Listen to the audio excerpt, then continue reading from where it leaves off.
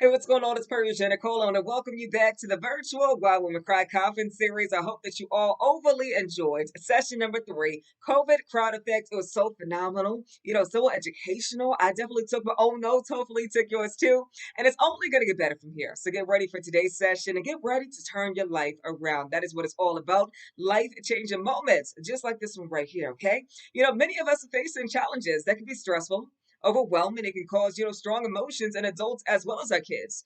Public health actions such as social distancing are necessary to, of course, reduce the spread of COVID-19, but they can make us feel isolated and lonely. It can, increase stress and anxiety. So today's session will address how to cope with stress in a healthy way. It's natural to feel stress, anxiety, grief, and worry. We've all felt those emotions before, right? So today's session, behavioral health and depression, overcoming worries, woes, and whispers, is being moderated by Dr. Tatiana Warren, and our panelists who are experts in areas in all these different fields, public health. They will all discuss ways that can help you and yourself and others in your community manage during these difficult times. The Why Women Cry conference series is not just about surviving, but it's about thriving. It's not just about making it, but of course, about making it happen. You protect me, I'll protect you. You scratch my back, I scratch your back. Making certain that we're all helping others to get vaccinated, as well as, of course, striving to get through this pandemic together. We thrive and we dance in the face of fear with purpose and passion, okay? This is it. For those of you who want to live with passion and purpose, to step up to the table and make your presence known. Be counted in the number as those who are not just content to read about in history, but the people that's actually going to make history. Get ready. This is our moment. This is our movement. Ladies, this is our magic. Stay tuned and be sure to hit another, of course, share button right there and bring another sister who really needs to learn, live, and laugh. This is Why Women Cry 2021. Good morning, everyone out there in the virtual platform. It is indeed my pleasure to welcome you to Why Women Cry. Passion and purpose, dancing in the face of fear. I want to say thank you very, very much for continuing to support our endeavors as we continue to move forward to make sure that there is no sister, young or old, left behind. I want to say always want to say thank you to Persia because she is an awesome presenter and she's just an awesome sister and woman. And so in her own right, I just say thank you, Persia, for the introduction. As we move forward today, our purpose in this life is to live, to feel, to taste, and to experience the utmost to reach out eagerly and without fear for newer and richer experiences with knowledge and wisdom. And by doing so, we never let pain kill our purpose or our passion. Instead, we continually step boldly into gaining wisdom, knowledge, and understanding of all things before us and go boldly into our purpose and passion without fear. This morning, I have the privilege of introducing one that I call my daughter as we move into the series of behavioral health and depression, moving in it with no worries, no whispers, and no fears. Dr. Tatiana Warren, who is the founder and CEO of Just Tati. And she is a phenomenal woman. She is a woman that hails from the University of South Carolina. And she actually has her degree in public health. She does a phenomenal job. She's a data intelligence officer. She is all that and a bag of chips. And so without further ado, I am going to turn you over to Dr. Tatiana Warren. Good morning, and thank you for that introduction, Mama Reverend Hickman. I say greetings to you, and also congratulations on 30 years of Sisters Together and Reaching, serving not only the community here in Baltimore City, but the surrounding neighborhoods. And what an honor it is to serve as the moderator for the session number 4 today, Behavioral Health and Depression. I'm excited for this Why Women Cry series, session number 4. And before we get into the conversation, we have a special guest. We have Jasmine Pope. She's a singer, she's an MC, and she's a front woman of J. Pope and the Here Now. She has been a powerful scene scene here in the Baltimore streets, specifically the music scene, using both jazz, soul, and hip hop as an awareness to Blackness and queerness. Her music is rooted in social justice. Her latest project with the Here Now is Soul Searching. So fitting for today's conversation. An exploration of navigating changes with your head, with your heart, and how they interact with one another. In addition to her work with the Baltimore music scene, J. Pope also works in the field of public health. So we have that in common. And she's developing strategies for HIV and STI prevention across the state of Maryland. With no further ado, here goes J. Pope. Thank you. Thank you, Dr. Warren, and thank you, Reverend Hickman, for having me here on this year's Why Women Cry. It's a pleasure for me to be able to perform and lend my talents to such an amazing effort. Don't you ever forget I was here. I was more than a name or the sum of all my fears and faults. I was love, I was light, I was wrong, I was right. When you look at my life, I hope you see the fight and remember that I was here. 'Cause after the darkest of nights, the sweetest of mornings comes. I was never gone, it was just a transition. No, I was here. I was here. We are blessed beings, walking in a foreign land. Sand towers marking the starting of evolution, sparking tongues of freedom. They click until we see them etched in stone tablets. Time hasn't fashioned them, planted in our memories by habit. We chase rabbits through these holes in reality until home is a fantasy and everything is a fallacy. See, only the Mad Hatter really finds the real light. I guess this is what insanity feels like. I write these lyrics with a smile and a grin, invite you in with the quill of my pen. They call it wordplay, but I pray that you stay to get day. Let's all live in the midnight hour. Come, sunflower. Some dumbed down, but you were different. Similar to winter winds when the sun warms your skin and the atmosphere lends itself in remembrance that you shouldn't be here. Release fear to the image in the mirror and don't you let them forget I was here. I was more than a name or the sum of all my fears. I was love, I was light, I was wrong, I was right. When you look at my life, I hope you see the fight and remember that I was here. Thank you. J. Pope, wow, so amazing. All of our audience members are tuning in and the chat is on fire. Those words are inspirational. And I thank you not only for your spoken words, but for that amazing voice that harmonized my heart on this morning. Again, I'm Dr. Tati Warren, and we're talking behavioral health and depression. And I have the honor once again to introduce our panelists. Dr. ANIKA HINES is an assistant professor in health, behavior, and policy at the Virginia Commonwealth University School of Medicine. Dr. HINES is a public health equity researcher, and she's published, okay? She focuses on chronic stress within the context of neighborhood and the broader social environment.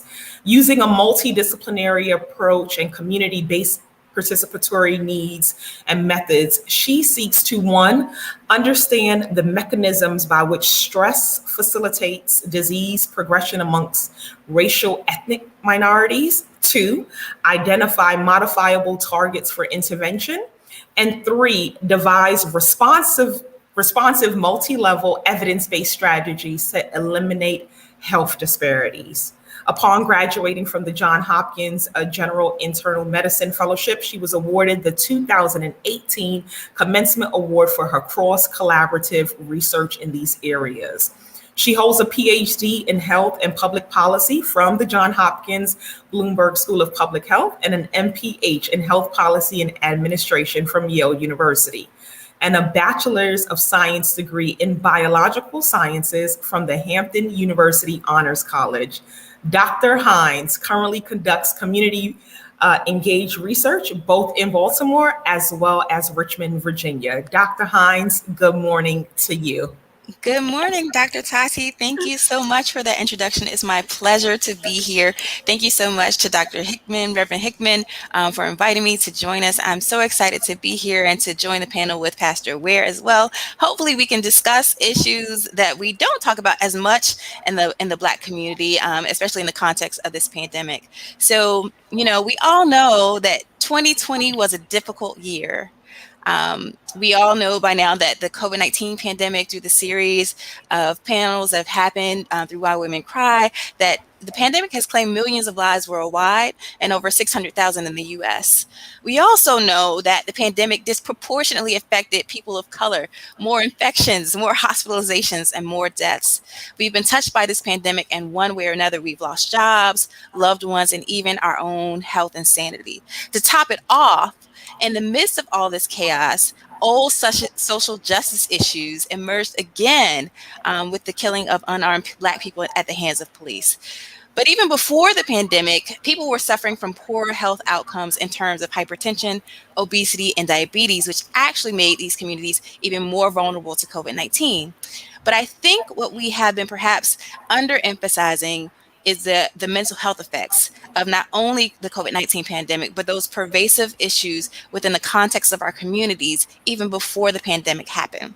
It's been long thought that Black people were somehow immune to mood disorders like depression or anxiety, which isn't quite right. Although the percentage of Black people who are diagnosed with depression may be lower for a number of reasons that we could go into, like, for instance, are there culturally appropriate instruments that can assess if there are truly psychological distress and depression? If we're talking about healthcare access and access to screening and so on, there are a number of reasons, but the severity of the condition is often greater. Depression is often more severe in Black populations when they are diagnosed, and we definitely receive poor quality of care. So while we don't talk a lot about mental health, we can all identify with stress, which in it of itself has its own biological consequences in terms of both the mind and the body. And these challenges are amplified among Black women who already experience greater biological stress over the lifetime than men, both white and Black men, as well as white women. So at the core of this is the thought that, Black women who occupy a certain position in society with regards to our social roles, we're often responsible for taking care of households, and we're on the front lines of healthcare, so great exposure to the COVID-19 pandemic, but also other industries that run the world, we're on the front lines. And then when you look at the front lines of the social justice movements, Black women are always there leading the charge. And so researchers have called the ways in which Black women cope with these multiple stresses in their lives, this sort of superwoman schema, right? This idea that we don't show weakness, we suppress our feelings in order to just keep things going. Things have to be done, and so we keep things going. And, though this experience is specific to women, I know that there may be some supermen also in the audience today, so I want to acknowledge them, Pastor WARE. But a core feature of Black culture has been this ability to endure hardship. And so we can't exactly say just yet, and the work that I'm doing with my research has been investigating how stressors and the ways that we negatively cope, such as bearing emotions and not really dealing with, life's issues and kind of just pushing along, while it may help us get through our list of things in the short term, it can hurt us both mentally and physically. And so in this way, our mind and our body are very much connected to each other. So to take care of one means to take care of the other. So I can't speak yet to after the pandemic because we're still in it. Though cases are decreasing, there have been challenges in terms of access to the vaccine. There has been concern about whether communities of color should even get vaccinated based on historical experiences with healthcare and research. There's a sort of a certain level of hesitation and mistrust that's happening there that could also negatively affect our communities in some way. And paramount to all of this is this increased stress related to these interrelated issues. And so when I was asked to speak today, I was reflecting on the title of the session, Behavioral Health and Depression, Overcoming Worries, Woes, and Whispers. And I just want to say that, to the audience today, if you're feeling off, if you're feeling upset, depressed, or some other emotion that you can't explain, I want to assure you today that you are not alone. You have a right to feel those things because this has been a crazy year. And the question really becomes, where do we go from here? What's the new normal? We have to start dispelling the myth that behavioral health isn't an issue for our community. Moreover, we have to remove the stigma around acknowledging it and seeking help for it. And I don't know about you, but 2020 has already been challenging, and we were supposed to be, out of the woods with regards to the pandemic. But we are vexed by anxiety about the future. Some of us may be in distress related to grieving and having lost loved ones or some sense of normalcy. There is an incredible sense of loss that we've all experienced to varying degrees and in different ways. And at times, these things make us feel so unstable that we're persistently uneasy. And those are those whispers, I think, that Reverend Hickman is talking about, those kind of threats of things that might happen, those little voices that, kind of keep you uneasy and unable to fall asleep at night. So it's my hope today that we are able to offer some tools and skills and alternative ways of thinking about the ways that we take care of ourselves so that we may also take care of each other. And so if nothing else, the pandemic has provided an opportunity for us to make decisions, big decisions, in the way we go about life. So many things have changed in the past year. Think about it. We've gone from everything being in person to nearly everything being accessible on our phones, right? There's also been this social distancing component, which is, in many ways isolated some folks. And so we used to see people in our nation on the news in other nations wearing masks everywhere. And we thought, we may or may not have thought they look ridiculous. And now here we are also, with this new normalcy where we're wearing masks around everywhere. So we have a prime opportunity to do things differently on multiple levels. Some things have been destroyed and some things needed to be destroyed. And so we really have a chance to build again in a better way, in a way that supports our mind and body. And, in order to, overcome worries, woes, and whispers. Man, Dr. Hines, you hit the nail on so many different aspects, and I'm so ready to unpack what you've discussed. But before we move forward with that and our Q&A, and we're going to jump in, so we encourage those in our listening audience to definitely put your questions in the chat. I want to talk about the men. And joining our stage is our first male panelist, and we're excited about that because this is the Why Women Cry conference, but we need allies in addressing our women's health concerns. And so I'm excited that Pastor Vernon Ware, who's an ordained minister and currently serves as the senior pastor at Pilgrim AME Church in Northeast Washington, D.C., so south of me, but north of you, Dr. Hines, who joins us. But that's not all. Pastor Ware is also a licensed therapist who specializes in couples counseling, adults, dealing with anxiety, depression, and stress management, and challenges, both social and interpersonal functioning, which you highlighted, Dr. Hines. And he believes in a client-centered counseling approach, which values the strength, the experience, and the light within us all. Pastor Ware, thank you so much for answering the call of Reverend Hickman's Overcoming Worries, Woes, and Whispers. I turn it over to you to share your remarks and let us know, both from, professionally as a therapist and personally as a pastor, what you've seen as it pertains to behavioral health and depression in this season, pre-pandemic, currently still in a pandemic. Right. Out of the pandemic. Well, first of all, I just want to just be thankful just to be here.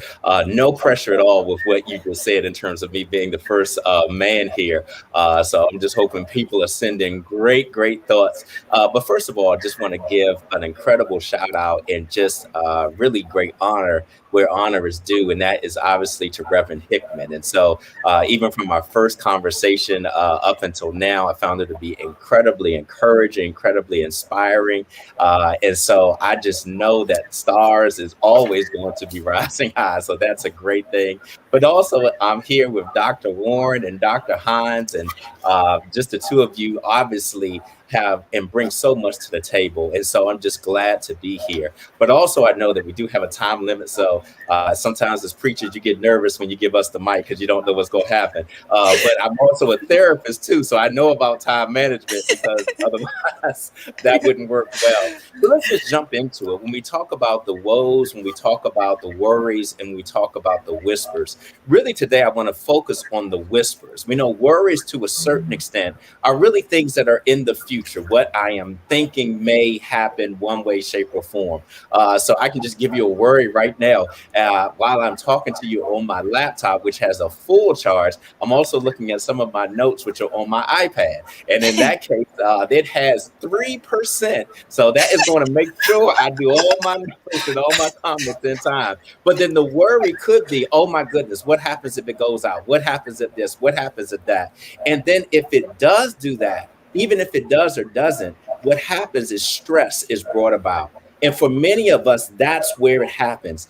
And the worries are what the actual fear is. But how it gets into us, and I think it was so great to have that as the title, is the whisper. What you say to yourself. So really today, I really want to deal with the whispers. And if you think about it, a whisper is something that is normally not audible to everybody. And a lot of our fears, a lot of our concerns, if I didn't share what I just shared with you, you wouldn't have known. But it was whispering, and it's a weird way to say it, but it was whispering loudly in my ears. And I would think that for many of our listeners, many of you out there now, your fears that no one else can see, or even if sometimes you might have shared them with someone, that they just say, oh, no, it's okay, it'll be fine, this, that, and the other. But inside you, it is whispering loudly. And so really what happens to us is that something called the fight or flight response. And that's really one of the core roots of where our anxiety, where our stress comes from. And it's really about seeing a threat. And if I'm looking at that threat, the feeling that I won't be able to deal with it in a positive way, that I won't be able to deal with it in a way that works for me. And so if we look at even before the pandemic, we had obviously so many things that would whisper. Will I have enough money? Will I have a job? Do I want to go to the job that I want to go to? What about my family? I don't have a relationship. Oh my goodness, I'm whispering that I'll never get one. I'm in a relationship. Is it going to stay good? You know, all of those things. And the whispers literally can go on forever. So what I really want to deal with is how we are able to handle those whispers in a way that benefits us, to handle those whispers in a way that moves us forward. And so first of all, is understanding that the whisper is what you are telling yourself. And sometimes we do have not sometimes, all the time, we have the ability to at least monitor, and in many cases, be able to direct what we say to ourselves. So if you get a thought, if a thought consistently comes in your mind again and again and again, I'm not this, I can't do this, this is going to end up a certain way, then if nothing else, you check it out the door. Become your own mental TSA, that you would be able to look at it and say, okay, are you able to go forward? Are you able to move past the security check? Is this a thought that's going to be beneficial for me? Is this a thought that is based in reality? Is this a thought that has been proven in the past and I haven't done anything to change it? And so therefore, those would be some of the ways that you can actually stop some of those thoughts.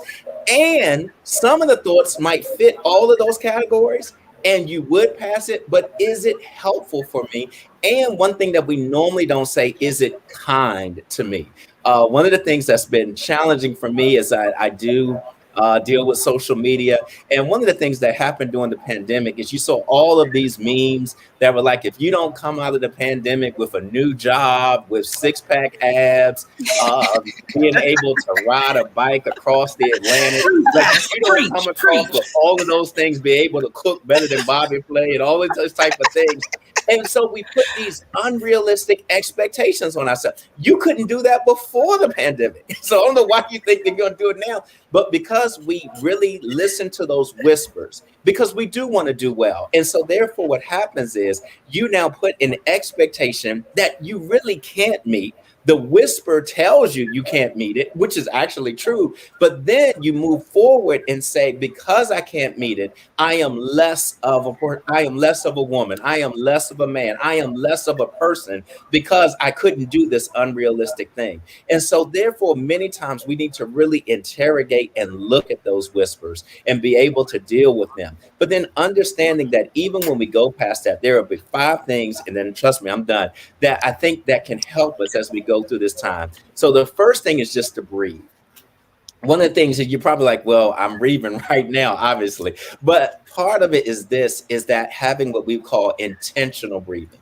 It's been shown that really just 5 to 10 minutes of intentional breathing every day can make a significant difference in your life. I definitely do that on a consistent basis now. It's been wonderful for me. And then for persons who are looking at it, they might call it meditative breathing, those sorts of things. What I would just simply say is this, to make it as simple, is when you breathe in, you look at it that I am breathing in peace, I am breathing in strength, I'm breathing in resiliency, whatever. I'm breathing in black magic, whatever you want to breathe in, just breathe on in, and so be able to do that. And so, and then when you breathe out, and so you breathe it in and hold it. Think about it. You're holding something good. You wouldn't just let it go real quick. You would hold it really for at least a couple of seconds to be able to experience it. And then I'm breathing out the stress. I'm breathing out those woes. I'm breathing out those whispers. I'm breathing out those worries.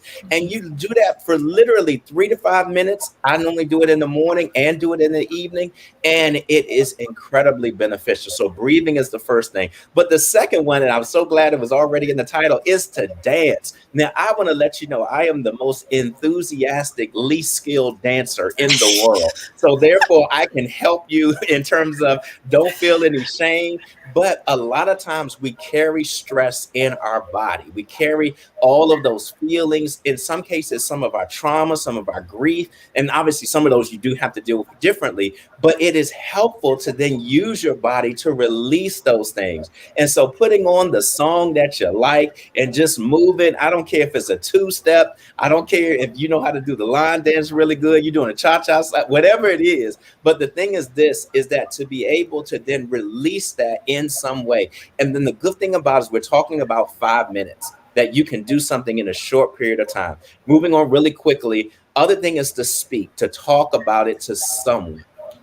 Now, obviously, I am a therapist. I'm licensed to do this. And so I think that obviously therapy is great. Everybody should do it. I do it as well, even though I give it out as well. And so therefore, I do think that being able to talk to someone that is helpful. And sometimes we have to give people instructions. So sometimes it's saying, hey, I'm going to talk to you and I just need you to nod and listen for 5 minutes. Even that is wonderful. Even that is great because it keeps it from being just sitting inside you. But obviously, in some cases, it is going to be talking to a professional. And then the last two real quick is that after we've gone ahead and breathed, after we've danced, after we've gone ahead and spoken with someone, then I am also a pastor. So I also would say, I think prayer helps. Prayer does help. And I will say this, in my prayers with God, sometimes I'm very polite. Sometimes I'm cussing. I can say that it ain't close to Sunday. So let me free somebody up. Don't think that nobody in the Bible cuss.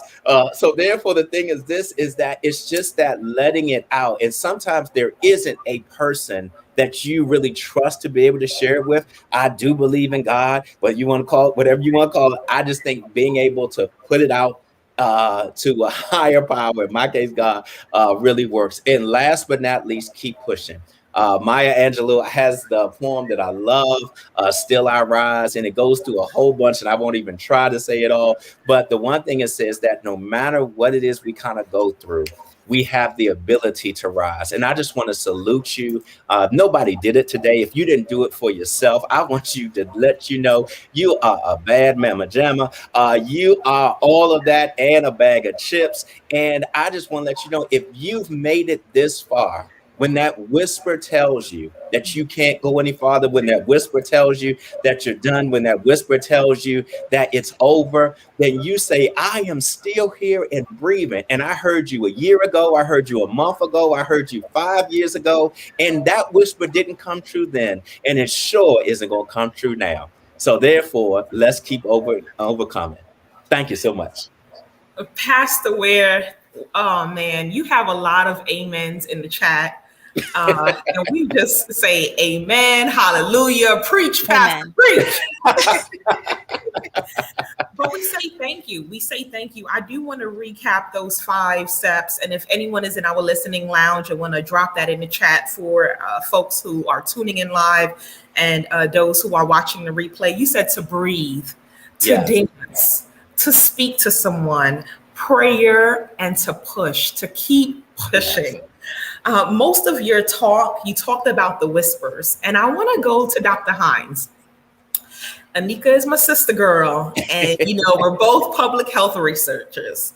And of course, that process you've had to do, probably you've had a lot of whispers internally, but also from the community members that you serve, the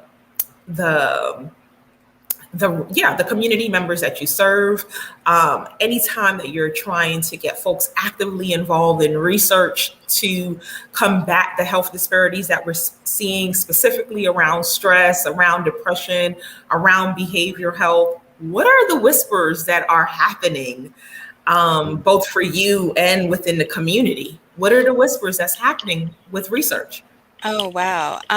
That's a great question. I mean, I think there are a number of things, right? And so, first of all, as it pertains to Black women specifically, some of the work that I've done really shows that many times we feel ignored, undervalued, silenced, invalidated.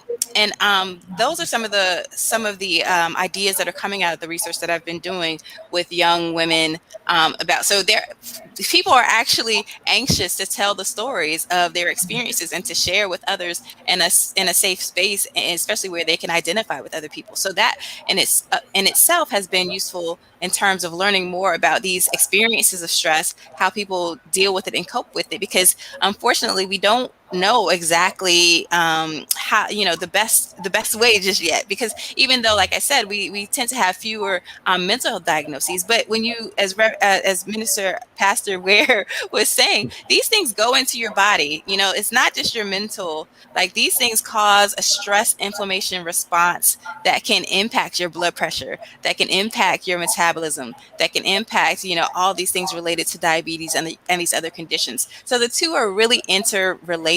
And so that's one thing that I really like to emphasize in the research. But with regards to what the people are talking about, the whispers that concern them, it's about their jobs, it's about their families, it's about all these roles and managing multiple roles. Especially, my focus has been on younger women who differ a little bit from older women in terms of what their challenges are. Older women tend to already have their families established. They tend to be further along in their careers or their jobs. Some may even be retired already. Younger women are trying to build their families. They're trying to, establish their careers. They may be taking care of parents who are, they may be a caregiver to parents who might be sick, or, there are a number of different challenges that people that people encounter, and I've been learning through my research. And we're really working towards understanding these mechanisms better so that we can design interventions that will be responsive to these challenges. And get that funding. We thank you in advance for the funding that will come. Shalom, shalom, right, Pastor Ware? Thank you, Dr. HINES, for sharing that. I think I agree with you that interplay between the physical health and the mental health is so important. And we know that Pastor Ware is a Peloton champion himself. He chuckles because in preparation for today's session, of course, we kind of shared some of our little secrets that kept us during the pandemic, and that was one of the secrets that Pastor Ware shared. So, in your work that you're doing currently, Pastor Ware, both as pastor, of course, and as therapist, how do you encourage your clients or your practitioners to use physical health as a caveat to overcome the worries, the woes, the whispers, the depression, the mental health stressors? No, I think that the movement is incredible. I think that movement has always been really something that's been beneficial. One of the ways sometimes I look at depression is almost like a blob, or almost like a dark cloud that at times just sits and rests with us. And if you just kind of sit in it, then it will just get worse and worse and worse. And so it's not necessarily that you're trying to outrun it, but you're trying to move away from it. So whether that is somebody walking around the block, that's just helpful by itself. Whether that's someone like Dr. HINES getting on that carbon road bike she got and just flying out, 50 miles. There you go. Whether that's me getting on the Peloton and looking real good for the first minute. I mean, killing it for that first minute. And then afterwards, giving myself grace for the other 29. The thing is, this is the fact that you want to do something, because even if it's something small, it's a sense of accomplishment. And a lot of times what the whisper tells us is that you're failing. We look sometimes at social media and everything else, and we can look at it and say we're failing in life because we compare ourselves. Somebody said at one time, you compare your life, the reality of your life, to someone else's highlight reel. And in some cases, it's a doctored highlight reel, it's a photoshopped highlight reel.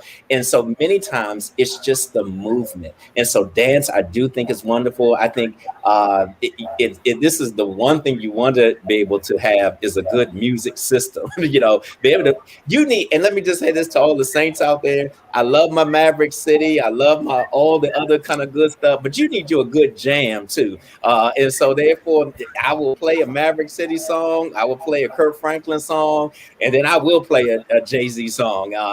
Sometimes you need, I don't know if I'm working out sometimes. DMX does do it a little bit better than James Cleveland. So therefore, the thing is that to even in that, to give yourself grace. And I think that's one of the things that we are the hardest on, is that we are so hard on ourselves. I will tell you, 90% of my clients, when at some point I will say, you're pretty hard on yourself, aren't you? Even couples or individuals, they will say, yeah, you're right, I am. But then the thought of changing that is almost impossible. And so therefore, that's a lot of the work we do. So sometimes just simple movement and not holding that to yourself. Yes, I want to clear my rings too, but don't do it to the point where then now it becomes another area for you to be able to either worry about, or an area for you to be able to put yourself down. I love that. And Linda Scruggs just said balance is key, right? Yes. And you said give yourself grace. And this question is to you both, because you talked about grace, Pastor Ware. And also Pastor Ware did approve that dance if you want to whatever music you want. Yes. But Dr. HINES, when you were giving your remark, you talked about that superwoman notion, right? And grace. And I want to go back to that. So both Dr. HINES and Pastor Ware, I just want to hear your thoughts on, especially as it pertains in the Black community, right? This idea of you have to be a superwoman, you have to be able to multitask, all these things. And Dr. HINES or Pastor Ware, what are your thoughts?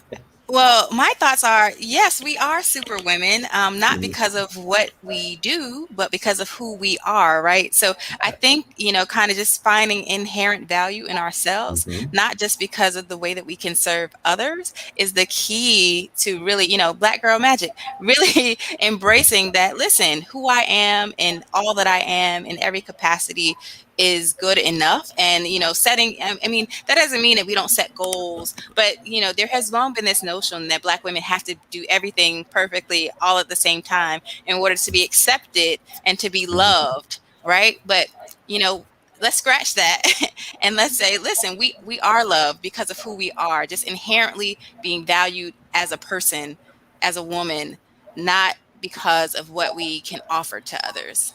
That's my take on it. So we are super women, but we don't have to, do all the things all the time exactly perfect. It's just who we are. And what says the Superman on the stage? No, I will tell you, because when you say that, I laugh because so I will drop at least a little bit of tea from our conversation. I told persons that, obviously I told the two of you, I love anime. I love the Marvel universe, DC, all of that kind of good stuff. And every superhero has major issues. So it's funny, even when we talk about superheroes, we always make it seem like we have to be perfect or things like that. If you woke up this morning and were able to put on the right socks, or able to say, I ain't putting on socks, or able to know what it was to get out of it, that's superhuman by itself. If you were able to smile, we are in the midst of a pandemic that shut down the world. And you are rolling out. I mean, it's an amazing thing. And so I think we try to make super always something beyond who we are, rather than acknowledging the super that is in each and every one of us. And many times, I will say this, is that some of the super comes in community. So I would not be able to speak the way I'm speaking now if it was just me.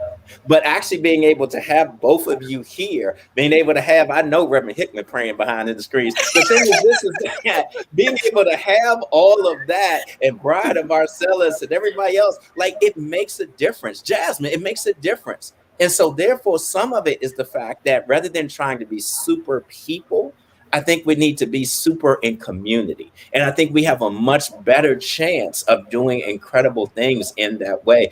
But I think this idea of perfection, it is just, always look at perfection will then lead to something. Well, if I'm the perfect this, then I'll get the job. If I'm the perfect this, then I'll get the mate. If I'm the perfect this, then I'll do that. And I'm like, forgive the bad English, but where they do that at? It's like, that just doesn't happen. We don't preach, Pastor. Exactly. But we just don't see that. So really just allowing yourself, I found that if you allow yourself to flow and to be without judgment, you become the best version of yourself. If you are consistently critiquing yourself, then it's hard to fully be yourself, because there's a part of you that stops being you and then becomes your judge. And in some cases, your jury and executioner and publicist. So therefore, you split yourself into all these people. Stay you, stay loving you, and then that is the best version of yourself. And that is way more than enough. That is phenomenal in and of itself. I love that. Super in community. And the beauty about it is understanding that superheroes still have issues, right? Issues to overcome and challenges. But when we do it together in community, we can go pretty far. So thank you both. I think the biggest issue to date right now, of course, is the pandemic. And just for our last few minutes, I want to talk about that because, of course, the world is opening back up in some parts. In some parts, it's still on quite a bit of a lockdown with rises in cases, in COVID cases and new variants that's coming out. We're still trying to get individuals vaccinated and to comply with those recommendations by CDC. And anxiety is going up about coming outside. What do I do if I'm vaccinated? Do I walk around with my card as a badge of honor? Do I still wear my mask? Should I wash my hands? Folks, keep washing your hands, please. Should I social distance? All of these challenges, right, that definitely interplay with behavioral health and depression and anxiety. And just in the last few minutes, what are your recommendations? What are your words of encouragement? What's the sermon piece of selection, whether preaching or teaching, Dr. Hines and Pastor Ware, that you want to give to our members in the listening audience on today as it pertains to COVID-19? Well, definitely wash your hands. Continue to wash your hands. Wash your hands. And I'll say it once again, wash your hands. But 20 seconds, soap and water. No, I think that the best advice, we are all in this. And I think that, for me, moving through the pandemic, it's kind of like taking things one day at a time, right? And, I'm one who practices mindfulness, and mindfulness is all about being in the moment, being in the present, not reflecting on the future or the past, right? So, my instructor used to always say, don't add suffering to the pain, right? So be in the moment of whatever it is that you're going through, right? Because sometimes when we're in the moment, say for instance, it could be something simple. Maybe I was in a little fender bender when I was driving, and then automatically it's like, instead of just accepting the fact that I was in a little fender bender, it's like, oh, if I had left the house 10 minutes earlier, if I hadn't been doing this, if I hadn't to do that, so my anxiety is increasing. Oh, now because this happened, looking into the future, this is going to happen, and this is going to happen, and so what was maybe a little problem has now become a huge burden and a weight. Like the woes and the worries are adding up and causing, stress to my body and to my mind. And so what I challenge everyone to do, and I think it can be a difficult challenge, to just stay in the present and to live in the present, and to, and that doesn't mean we don't make plans or anything like that, but really, it's about practicing being kind to yourself, like Pastor Ware said, and really reflecting and living every moment in the moment. Yeah. I would definitely echo everything she said in terms of that. I think I want to shift just slightly in terms of some of what we have been using to cope.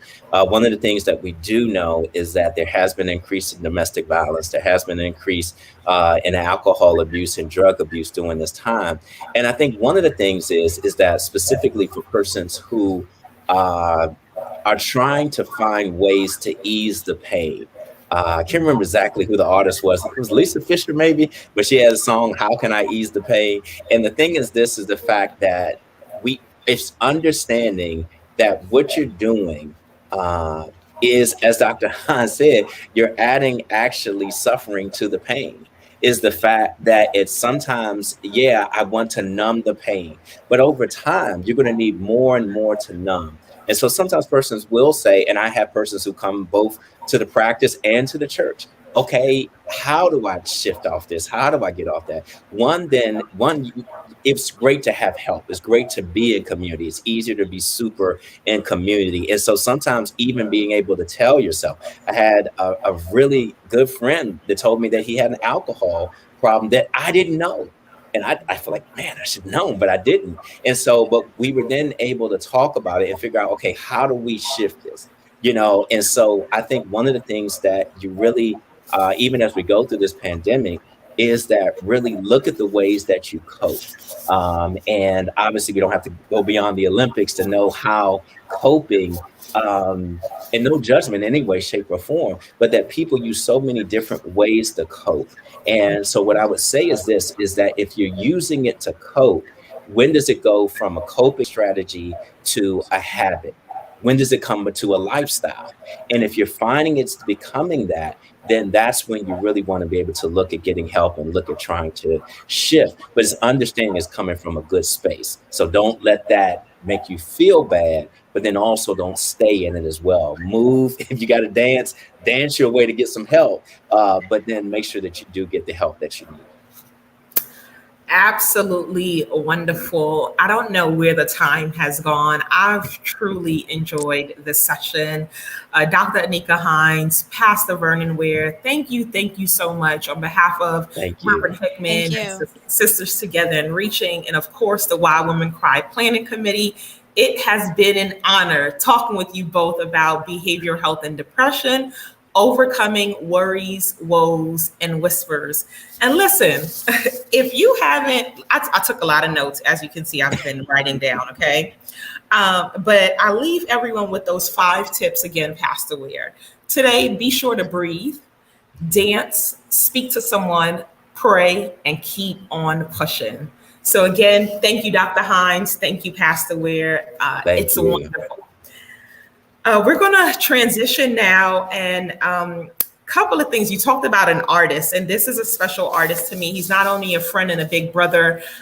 Reuben Studdard has some special words for Reverend Hickman. Of course, Reuben Studdard is an American singer and actor. He rose to fame as the winner of the second season of American Idol and received a Grammy Award nomination in 2003 for Best Male R&B Vocal Performance for his recording of Superstar. In the years following Idol, Studdard has released 7 studio albums and the top-selling gospel follow-up, I Need an Angel. He is most well known for his recording career, which has produced hits including Flying Without Wings, Sorry 2004, and Change Me. But he's also segued himself both into television and stage work. Now, none other than my friend, Reuben Studdard.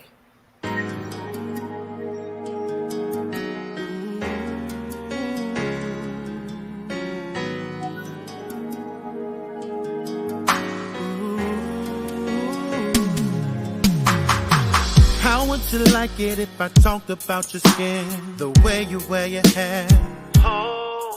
Would you like it if I talked about your butt? Well, once a month, turn into someone that was hard to love. How would you like it if I didn't like your smoke? Didn't like the polish you be wearing on your toes? If I didn't like your necklace or what you cook for breakfast, would I be wrong? Would I be wrong? Why you wanna change me? Flip all the things that really made me the way that I am used to make you happy, baby. Why you wanna change me? Oh, you used to like the big old teddy bear. Oh, you used to let me get it anywhere. Now, baby, it's crazy. Why you wanna change? Now, what if all I did was pick apart your friends, 'cause they ain't got no end? What if I talked about your face in the morning? 'Cause we know that you ain't cute in the morning. What if I criticize the way that you be eating? And when you're sleeping, you be doing that heavy breathing. What if I was asking about your housekeeping? Would I be wrong? Would I be wrong? Why you wanna change me? All the things that really made me the way that I am.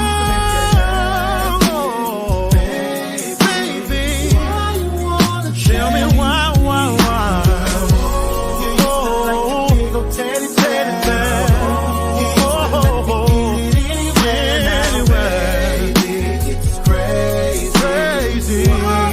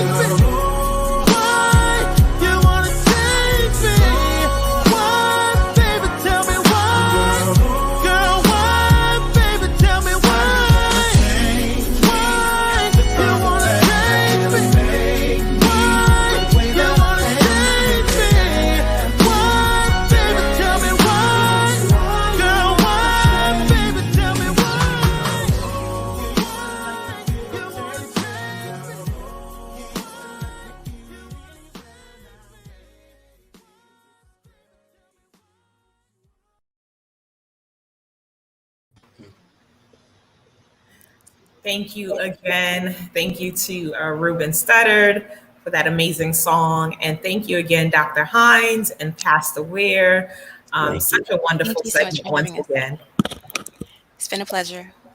Definitely. Thank you so much. And now we hope that our members in the listening lounge will continue to hold tight. We have Kayla and Ndidi with some special announcements and some prizes.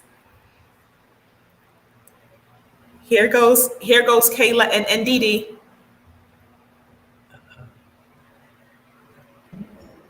Hi, good morning, everyone. We have a special guest with us today, Ndidi. Hello, everyone. I'm happy to be here. Yes, thank you, Dr. Tatiana Warren, for that amazing session that you just moderated. Thank you, Pastor VERNON, WARE, and thank you, ANIKA HINES. Thank you for so much information. Is this your first Wow Women Cry session? Yes, it is. I am so happy to be here. It was a great conversation. First off, thank you so much to the performer, Jasmine Pope. Your performance was great. Breathtaking. Also, thank you to Pastor WARE and Dr. ANIKA HINES. I think the conversation that you guys opened, especially about mental health, we're living in a society where the pandemic has really revealed a lot of emotions that many people aren't used to, whether, losing family members and being in isolation. It's really revealed emotions that people are not really used to being exposed to. So I think it's just so important to open up this conversation, especially in the Black community, about mental health and not create such a stigma around it so that people can feel more comfortable to come forward when they are feeling some type of way and just let people know that you're not alone. Yeah. There's a lot of things that were said today that I can personally apply to my own life. So I definitely appreciate this conversation, and I'm looking forward to the other topics we have in store. Yes, especially when you guys were talking about the superwoman and the Superman notion. It's like Black women, it's grind mode every time. It's no stop. No, it's not hustle. It's like we got to keep it going, And I feel like within myself and within a lot of people that are like through their 20s, at the age of 20 through 25 right now, we're still trying to find our purpose and our passion. And we just like stuck in a superwoman notion that if we don't have a job or anything, that like we stick to our hobbies that we have as a kid. And it's like we lose sight of those hobbies and the love that we used to have. And it's just like, we don't have any other choice but to be the superwoman. Right. So that's my takeaways. I love the conversation today. It's like very empowering for somebody of my age.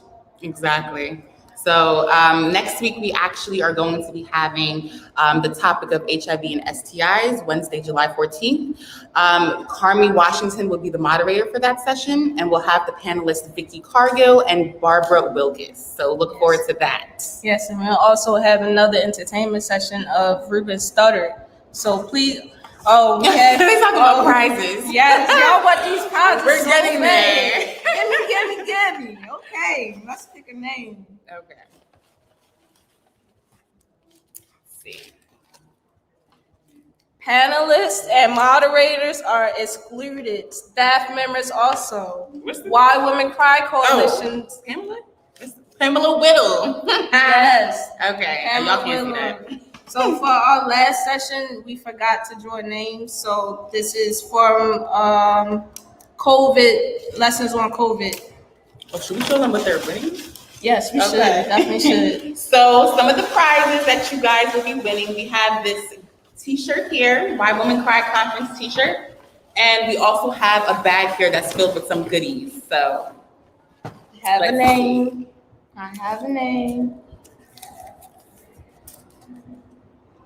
Jatia Carl. So congrats to Pamela and Jatia. Pamela Whittle and Jatia Carl. Please email Reverend Hickman at dhickman@sisterstogetherandreaching.org. And we will have your prize standing and waiting. Thank you all for joining. Thank you. Take care.